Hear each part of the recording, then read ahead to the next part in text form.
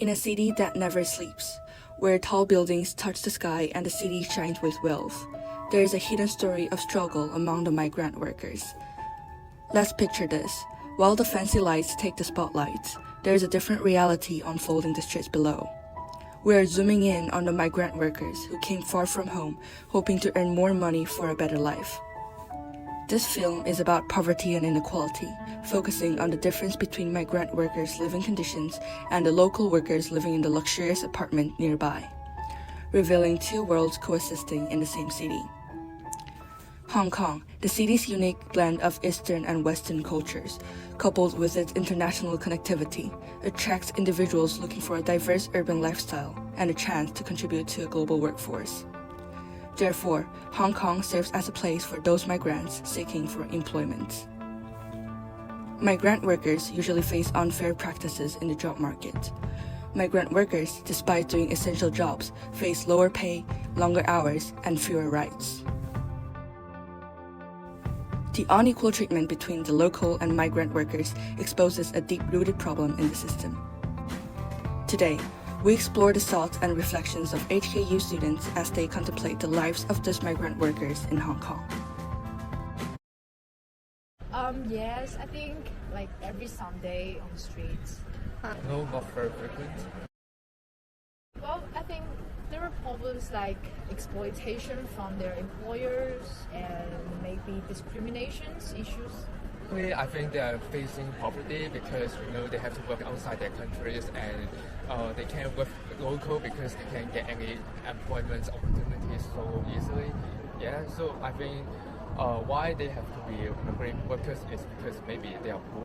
I did witness the inequality that occurs within society regarding this population, specifically their communication, or a language barrier between the Hong Kong community and the migrant workers. So one experience that I've had is that my domestic helper, at one point we brought her to a restaurant and she couldn't order because everything was in Chinese and she didn't know how to read Chinese. Well, I think first of all, it's because migrant workers sometimes their lack of the knowledge of what rights they should have, and there are also language barriers that they cannot understand what the employers are saying. So if they are verbally abuse them, they don't know what they're saying, so they cannot resist. And also there is a common prejudice towards the people from another nationality, which I think may cause them unequal treatment of employment and limited access to the public services.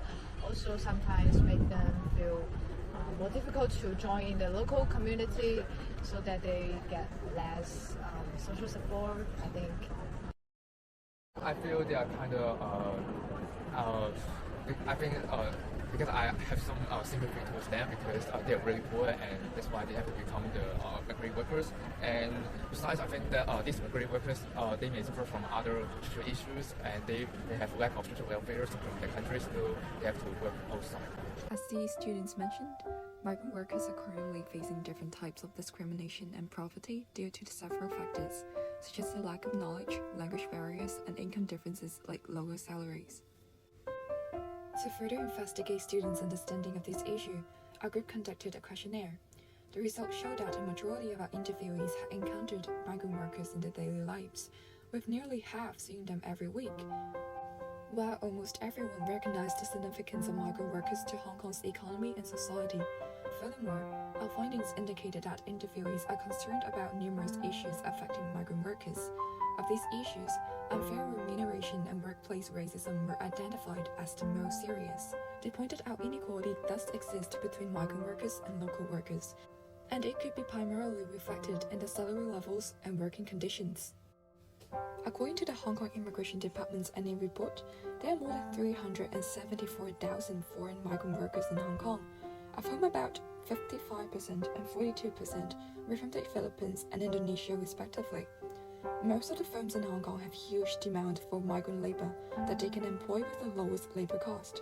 Therefore, it causes an increase in the number of migrant workers, and they also get motivated by the high economic gain in Hong Kong than in their own country. Nonetheless, being exploited and unfairly treated, it is a small amount compared to the local workers at the same job positions in Hong Kong. Considering the relatively low wages compared to the local workers in Hong Kong, some workers find it challenging to meet their needs, especially in a country with a high cost of living like Hong Kong. Additionally, cultural and language barriers can contribute to a sense of isolation for some migrants, therefore feeling hard or even implausible to mingle in the local society. For instance, a foreign construction worker rejected our interview request with a confused and reluctant look, probably due to language barriers. The unfair treatment in the job market also showed inequality issues.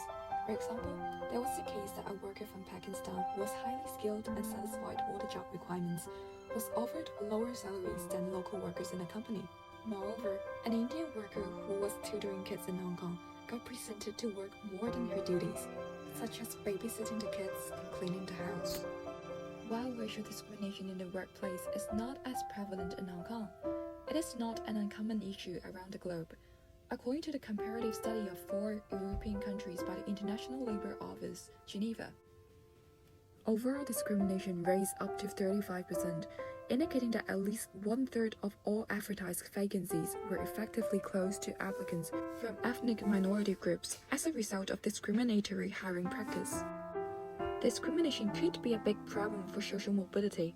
Most of the victims who encountered discrimination during work are discriminated against by their superiors or working in the position of managers or administrators.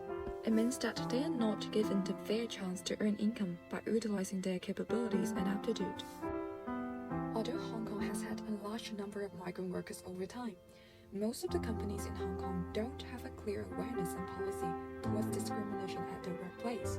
According to the study, the small and medium enterprises in Hong Kong has no or less understanding of the solution to racial and cultural discrimination, and even large firms that are not multinational corporation also have a low level of mitigating discrimination at their workplace. They still have biases when they're employing their workers.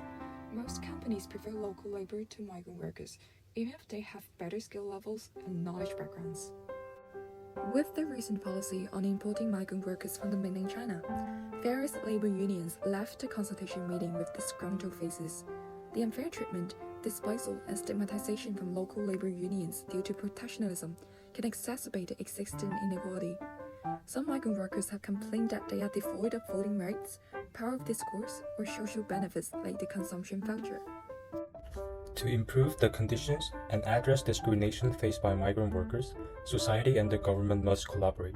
Education should emphasize understanding and respecting migrant workers while expanding language programs to help them acquire proficiency in the local language.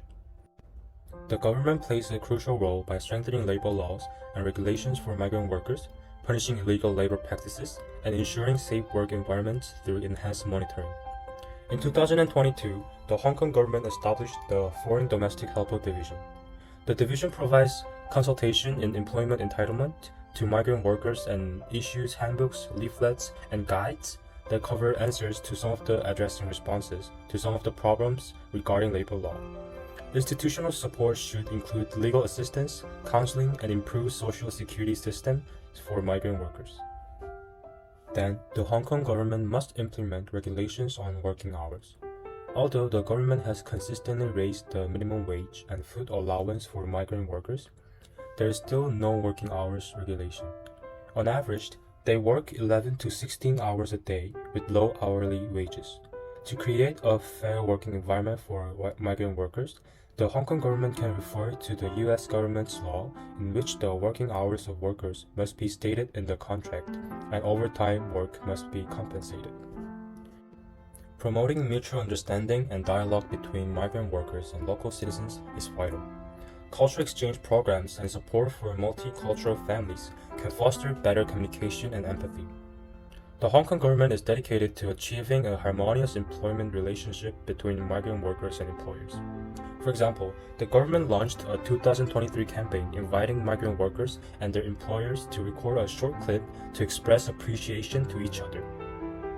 Through these efforts, we can improve the conditions and reduce discrimination against migrant workers. They are valuable members of our society, and it is essential to create an inclusive and respectful environment that recognizes their contributions and embraces diversity.